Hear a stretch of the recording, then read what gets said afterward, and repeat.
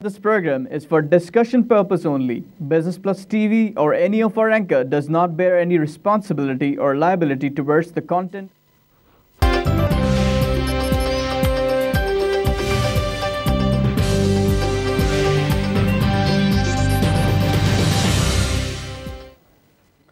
This is Business Plus. You're watching PSX Hotline. I'm your host Tariq Khan Javed.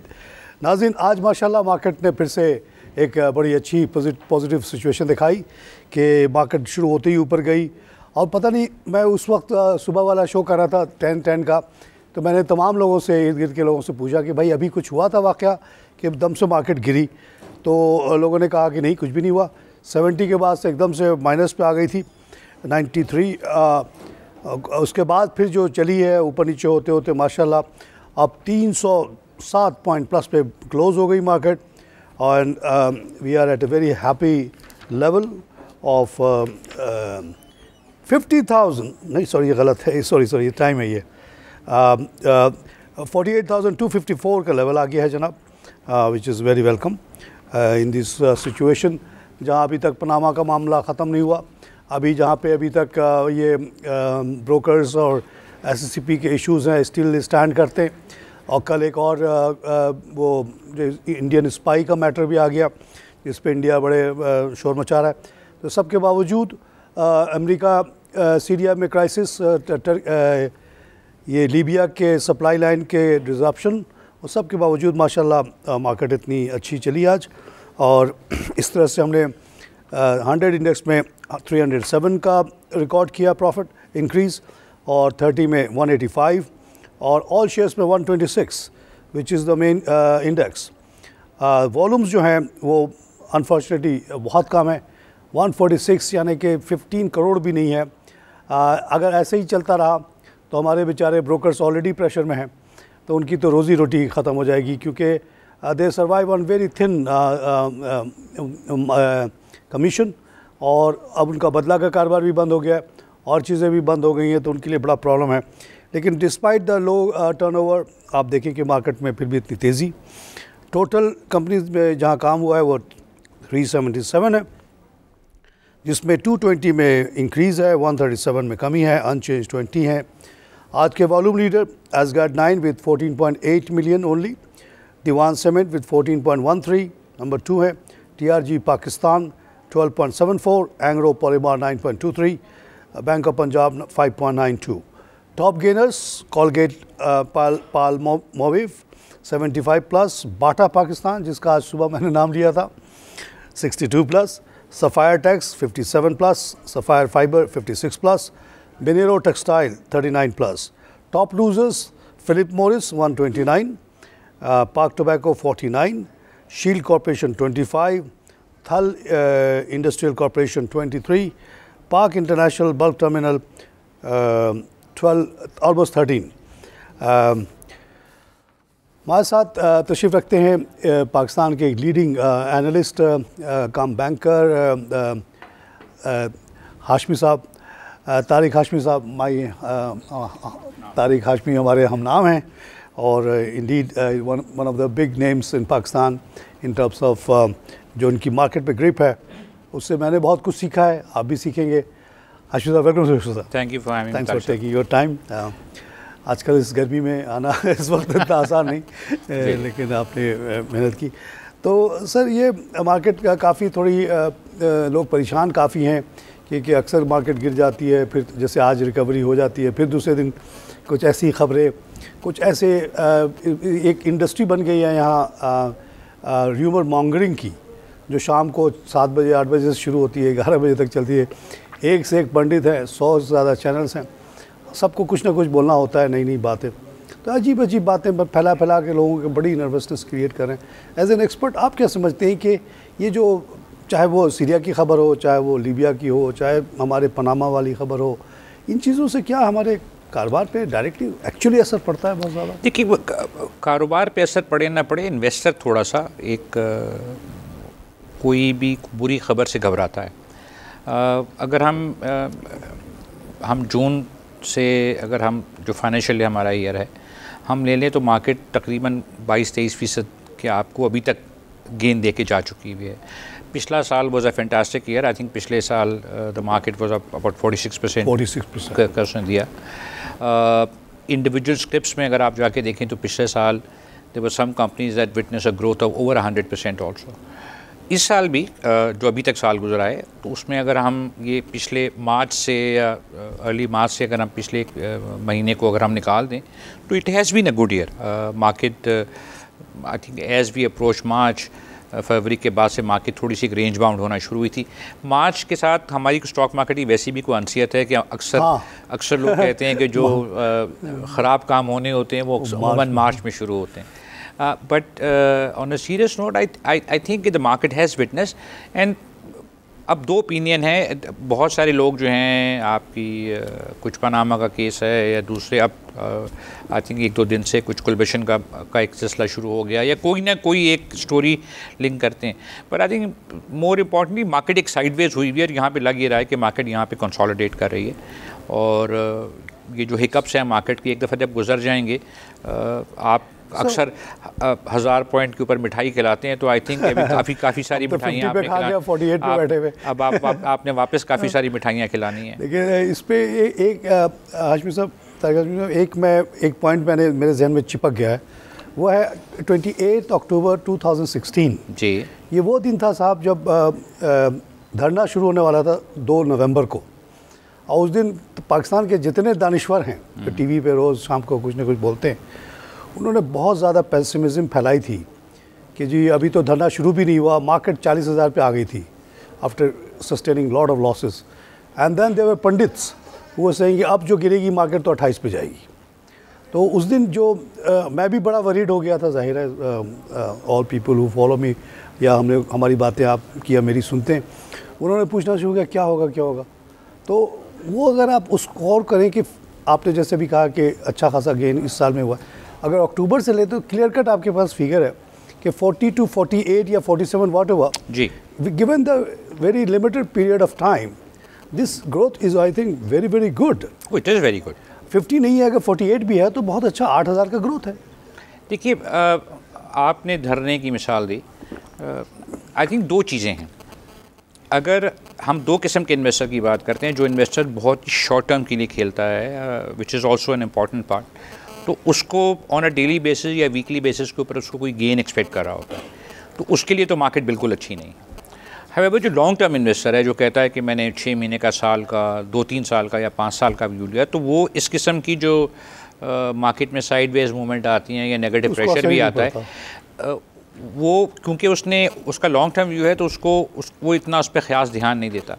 अगर हम अपनी market की पिछले 15-20 साल की हम हिस्ट्री उठा लें तो हमने 98 के न्यूक्लियर एक्सप्लोजन्स के बाद से हमने गवर्नमेंट्स को आते और जाते हुए देखा, जहाँ इलेक्टेड गवर्नमेंट्स जो थी उनको आर्बिट्ररी तौर पर डिसमिस किया गया। हमने हमारे प्रेसिडेंट्स के वक्त जो हुकूमत वक्त के प्रेसिडेंट थे उसके ऊपर हमने असैसिनेशन अटैम्प्ट्स देखे, हमने बुरे इकनॉमिक हालात देखे।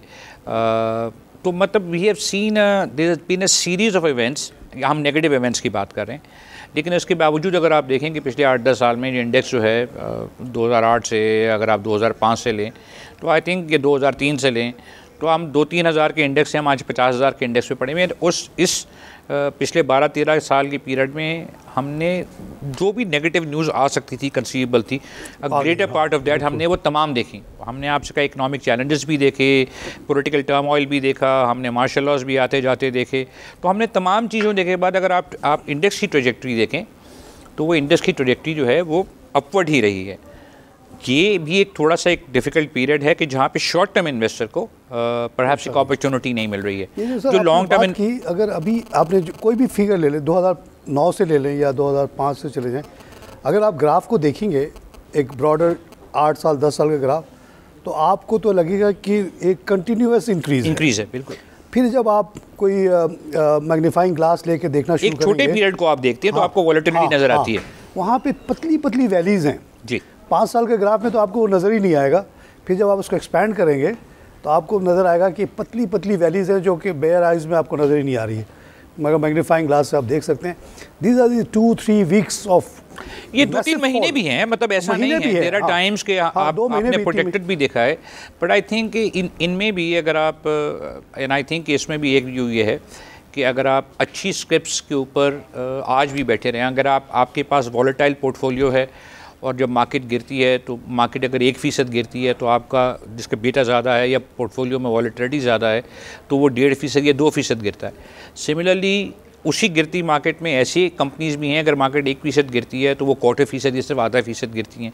तो you know a lot of this is dependent on your stock selection also. And I think इस हमारे जो ब्रोकर हजरात हैं या जो रिसर्च एनालिस्ट हैं, जो अच्छा इन्वेस्टर है, अगर वो उनसे इन टच में रहे, रिपोर्टें पढ़ता रहे, तो उसको over a period time you know हम ये जितने टीवी चैनल्स हैं, आप लोगों का ख़ास तौर के ऊपर के साल से एक इन्वेस्टर को एजुकेट करने का एक प्रोसेस चल रहा है।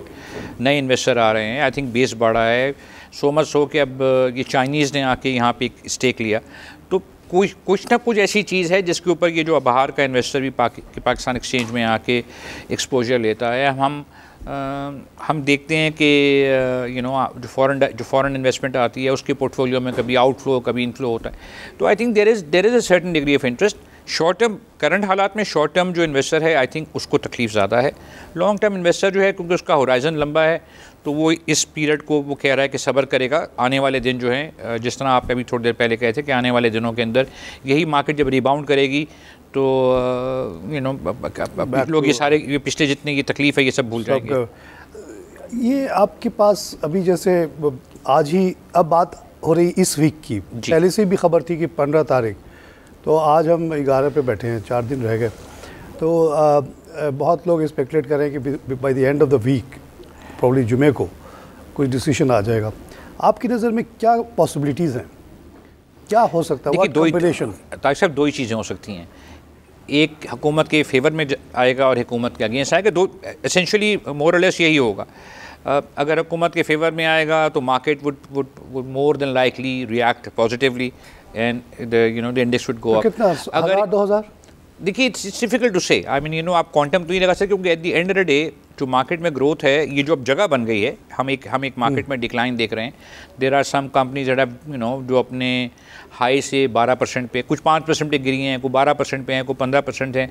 तो मतलब ये जो जितनी भी डिक्लाइन आई है तो उसका मतलब है इसका और उसकी अर्निंग ग्रोथ के जो क्वार्टर के जो भी अगेन रिजल्ट आना शुरू हो गए हैं, ये जो एक्सपेक्टेशन है आके वी आर अगेन सीइंग कि there are you know cement sector में हम देख रहे हैं कि कंपनियों में कि जी जो अर्निंग की ग्रोथ है, स्टील सेक्टर में हम आके देख रहे हैं या फार्मास्यूटिकल सेक्टर के अंदर हम आके देख रहे हैं, ऑटो सेक्टर के अंदर जो नंबर आ रहे हैं। तो जो कॉर्पोरेट सेक्टर की ग्रोथ है उसका वो पनामा से बिल्कुल एक अलग हट के चल रहा है, वो लोग अपना काम कर रहे हैं। बहुत बड़ी बात है। ठीक है, अभी यू नो आई थिंक पिछले दिनों ऑटो सेक्टर में कुछ नंबर्स कंपनियों के आ रहे थे जिसमें one company had shown remarkable results के उन्होंने अपने बेस्ट रिजल्ट्स, थोड़ी खराबी है क्योंकि तो मीनिंग कि ये होता रहता है। जी। तो आज टोयोटा बड़े फ़ख्र से अखबार में ऐलान कर रहा है कि जी वो अब प्रीमियम देनी नहीं पड़ेगी आपको, सप्लाई आ गई। यानी अब तक तो प्रीमियम थी ना, मींस के देयर वाज अ डिमांड। तो अच्छा, रिजल्ट जो कीमतों के बारे में मैं 2 शेयर पे आपसे, हम लोग आमतौर से एक शेयर पे बात नहीं करते, लेकिन जस्ट एज ए कंपैरिजन, मिसाल के तो आदम जी इंश्योरेंस यूज टू पे 4-5 रुपये की उसकी रिटर्न्स आती थी। इस दफ़ा उसकी रिटर्न आई है 10 रुपये की, और उसका शेयर जिस दिन ये अनाउंस हुआ वो उस दिन वो लोअर लॉक पे चला गया, यानी 3 रुपये उसने लूज़ कर दिए। इसी तरह नेशनल बैंक जो कि पहले 2-4 रुपये देने वाली कंपनी थी, आजकल वो 10 रुपये देती है, उसका शेयर 60 पे आ गया।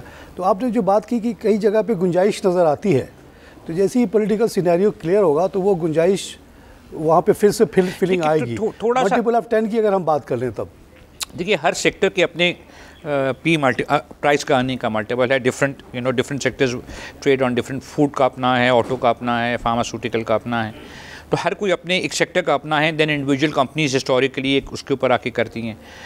जनरली होता ये है कि जो हम कहते हैं जो शॉर्ट टर्म प्लेयर होता है वो फिर ऐसे एग्जिट करता है। आपने अभी प्रोग्राम के शुरू में आपने जिक्र किया कि अब काफ़ी दिनों से हम देख रहे हैं कि वॉल्यूम्स में बहुत डिक्लाइन आया हुआ है, जो है वॉल्यूम्स बहुत श्रिंक कर गए हैं वॉल्यूम आके। काफ़ी सारी वजहें आपने जिक्र किया कि आई थिंक कुछ ब्रोकर्स के साथ कुछ SECP के रेगुलेशंस के ऊपर ब्रोकर्स के तहफ़्फ़ुज़ात थे, उस पर कोई काम हो रहा है, कुछ इंक्वायरी, कुछ गलत अच्छे लोगों में से कुछ गलत लोगों ने भी डिक्लाइन में। एक फैक्टर तो ये भी है ना कि जब देखिए ज़रूरत ईजाद की माँ है कहते हैं, जब आप मुल्क के अंदर normal margin trading which is a very very simple product, आप तो बैंकर भी रहे, मैंने और जगह दुनिया में हर जगह देखा है कि मार्जिन प्रोडक्ट होता है, बहुत इजी सी चीज़ है कि आपने 100 रुपये की गिरवी रख ली और वो बड़े इजीली कंट्रोलेबल है। उसके अगेंस्ट आपने अगर 70% भी दे दिया, 80 तक भी दे दिया, तो not a big deal, because 20% margin है, कंप्यूटर आपके हाथ में है, जब चाह आपने स्क्वायर ऑफ कर दिया। तो जब वो नहीं होगा तो अल्टरनेटिव क्रिएट होंगी, जैसा कि हमारे वहाँ इन हाउस बदला शुरू हुआ, उस पर इतनी हार्श रिएक्शन आई कि जैसे कोई उन्होंने कोई बहुत बड़ा जुर्म कर दिया। जुर्म तो आपका है, पूरे जो ओवरऑल फाइनेंशियल मैनेजमेंट वाले हैं, कि आपने क्यों नहीं एक लेजिटिमेट, एक normal proper margin trading which will cover से आउट ऑफ 500-400 कंपनीज, नॉट के few, that's not good enough. तो वो आपने किया नहीं यार, उस पर अपनी इतनी सख्ती कर दी। That could be also factor कि जो लोग मार्जिन लेके या बदला लेके काम करते थे वो अब नहीं कर पा रहे। देखिए आई थिंक आपने काफ़ी सारी चीज़ें कवर नहीं था सर। देखिए 2-3 चीज़ें हैं। रेगुलेटर का अगर आप SECP के हिसाब से जिक्र कर रहे हैं तो आई एग्री विद यू कि देयर वाज एक आपको मार्जिन की प्रोडक्ट की हमको ज़रूरत है। मार्जिन की प्रोडक्ट रही भी है, ऐसा नहीं है कि हमारे यहाँ मार्जिन की प्रोडक्ट नहीं थी। We actually had 2 parallel products. एक में आप सेलेक्टेड नंबर ऑफ स्क्रिप्ट्स में काम कर रहे थे और परहैप्स जो कि दूसरी जो प्रोडक्ट थी जिसमें अनलिमिटेड नंबर ऑफ स्क्रिप्ट थी और उसके ऊपर कंट्रोल भी नहीं था कोई आके। तो इसको ज़रा समझाएंगे, मुझे ठीक से इसका पता नहीं। देखिए एक तो आपकी मोर रेगुलेटेड प्रोडक्ट थी जिसके आई थिंक 37 MTS जो थी, जिसपे कुछ 37-40 कंपनियों को खाली लिमिट थी, जिसको हम इन हाउस बदला कहते हैं। उसके ऊपर तो क्योंकि जो ब्रोकर खुद एक फाइनेंसिंग प्रोवाइड कर रहा था तो उस पर उसकी चॉइस होती थी कि वो किसको दे, वो किसी भी स्क्रिप्ट पे कर देता। उसकी जो सिलेक्शन का वो भी तो कुछ देखता होगा ना कि किस पे दे रहा है। अमूमन उसके ऊपर different brokers at different parameters होना। MTS का फिर एक रिलीज़ का मैकेनिज्म था कि इतने दिनों के अंदर आप एक सर्टन परसेंटेज जो थी वो रिलीज़ हो जाती थी। But I think more importantly जो आपका पॉइंट था कि एक कम्प्रीहेंसिव एक फाइनेंसिंग की प्रोडक्ट की कमी थी। हमने मार्जिन फाइनेंसिंग के ड्राफ्ट रूल जो थे वो 2005 में रेगुलेटर ने जो थे वो किए थे, उस पर कभी काम हुआ, फिर बैकफुट पर चल गए, काम नहीं हुआ। अभी भी आके जो मार्जिन फाइनेंसिंग की प्रोडक्ट है तो कस्टमर की ख्वाहिश है कि उस पर सब चीज़ मिले, यानी कि तमाम स्क्रिप्ट हो। बट रिमेंबर कि जब आप ये चीज़ बैंक के पास जाएगी और bank as a margin product करेगा तो बैंक जो है वो बहुत ही कॉशियसली मार्केट को देखता है। उसका व्यू जो होता है वो इतना एग्जूबरेंट या इतना फ्री नहीं होता जितना एक आम इन्वेस्टर का होता है। तो बैंक जो है यूजुअली वो फिर अपनी रिस्क को कवर करते हुए करते हैं। तो I think more than likely अगर 100 कंपनियों में से 40 कंपनियों में या 50 कंपनियों में या 60 कंपनियों में मिल जाए तो एक डेफिनेटली मार्केट में एक एडेड एक लिक्विडिटी का या उन स्क्रिप्ट्स के अंदर आके एक आ जाएगा।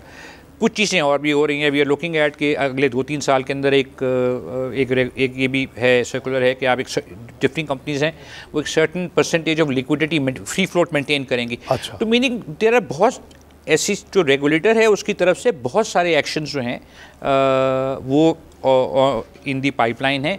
एंड आई थिंक अगर आप एक पूरी कम्प्रीहेंसिव तस्वीर को देखें तो रेगुलेटर जो है वो ये तमाम चीज़ें इन्वेस्टर की प्रोटेक्शन के लिए कर रहा है। हम अभी पिछले दिनों हमने लाहौर की सिक्योरिटी फर्म को देखा कि जहाँ पे एक सब्सटेंशियल एक फ्रॉड हुआ कि जहाँ जो ब्रोकर था वो काफ़ी सारे पैसे कुछ ऑफिशियल और कुछ अनऑफिशियल लेके उसने मिसअप्रोप्रिएट करे। तो इन तमाम चीज़ों को लाने का रेगुलेटर का मकसद ये है कि जो इन्वेस्टर है, एंड आई थिंक कि एक तो फ्रॉड तो एक एक्स नंबर ऑफ कस्टमर्स के साथ हुआ, उसका एक फॉल आउट ये भी होता है कि जो कस्टमर आके इन्वेस्ट करना चाहता है जब उस किस्म की चीज़ें देखता है वो वैसी डर के हमारे मार्केट में नहीं आता है।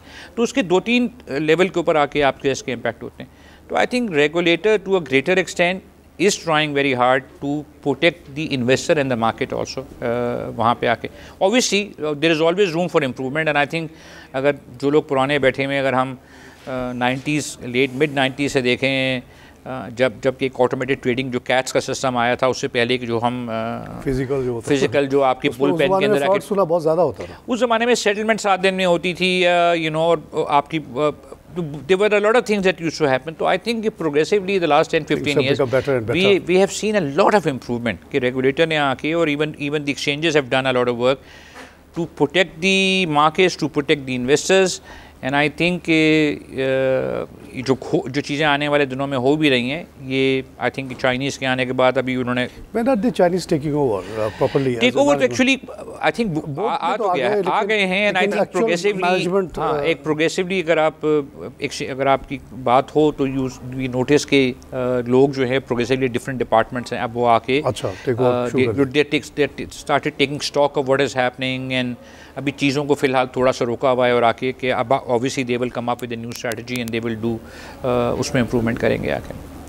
मार्केट को आप किधर जाते हुए देख रहे हैं अगले 2-3 दिनों में? आई थिंक हो सकता है जुमे तक तो कोई रिजल्ट ही आ जाए। 2-3 दिन is too short a time. I think जिस तरह मार्केट आजकल 500 पॉइंट ऊपर और 500 point, I think I got a call last Tuesday Wednesday को, समवन कॉल्ड मी कि तारिक साहब मार्केट 300 पॉइंट नीचे है, तो मेरा उनसे सवाल ये था कि यार मुझे बताओ कि परसेंटेज टर्म्स में कितनी है। तो वो तो और आई थिंक उसके बाद फिर मैंने कहा जब वो 500 पॉइंट गिर गई तो फिर उनका फ़ोन आया तो मैंने बोला 1% नीचे है। I think it's not a big news anywhere in the world. It's not a big news anywhere in the world, and I think 2 दिन के बाद मार्केट फिर 500 पॉइंट प्लस भी थी। एंड तो क्वेश्चन है कि आजकल market there is a sideways है मार्केट में। And with such low volume, it is very easy to move the market one way or the other. खैर सर लो वॉल्यूम में मूव द मार्केट तो नहीं है, क्योंकि आप दो चीज़ों को देखें। Whenever we talk about volume, there is a value attached to. ये भी है। There is a value attached. तो अगर आप ये कह रहे हैं कि किसी के पास 15-20 अरब रुपया की लिक्विडिटी पड़ी हुई है रोज़ मार्केट में घुसने की, तो then I think then rightfully yes he can move the market, but anything short of 5-10 अरब रुपए से लेके you can't move the market. I think आपका जो वॉल्यूम के साथ वैल्यू को अगर आप अटैच करके देखें तो वो फिर आई थिंक ये अगर कोई आके कोई 2-4 अरब रुपए के साथ आके मार्केट को लाना चाहता है तो यस यू नो, तो देन वो नज़र भी जल्दी आ जाएगा फिर आके। आजकल तो पकड़ ले, आजकल तो जल्दी से बहुत, आई थिंक फॉर SECP के जो पास जो इस वक्त जो टेक्नोलॉजी मौजूद है वो बहुत आराम से वो पकड़ में आ जाएगा, तो I don't think that is happening. अच्छा, सेक्टर वाइज कोई आप लोगों को एडवाइस देना चाहेंगे? ये शो हम लोगों का इसलिए भी लोग सुनते हैं कि they wish to see some guidance from people like you. I think steel will remain in focus, cement will remain in focus, auto will remain in focus, pharma will remain in focus. Oil has been rebound, हमने उसको 37-40 dollar से हमने $52 के ऊपर आके देखा। We have seen growth over there also यहाँ पे आके। कुछ रिफाइनरियों ने, अगर आपको याद हो कुछ अर्सा पहले एक कुछ राइट शेयर इशू किए थे और वहाँ पे एक BMR की एक्टिविटी थी वहाँ।